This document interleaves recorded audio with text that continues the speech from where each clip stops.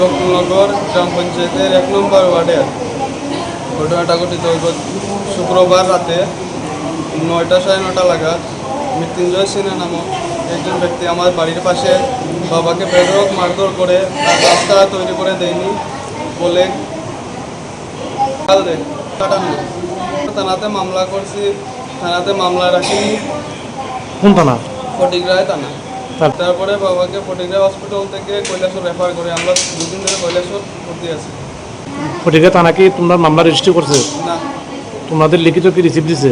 না। তো মূলত তোমার বাবারে বৃদ্ধ বাবাকে মানে কে মারধর করছে? মৃত্যুঞ্জয় সিনহা। ওনার বাড়ি কোন জায়গায়? গোকুলনগর।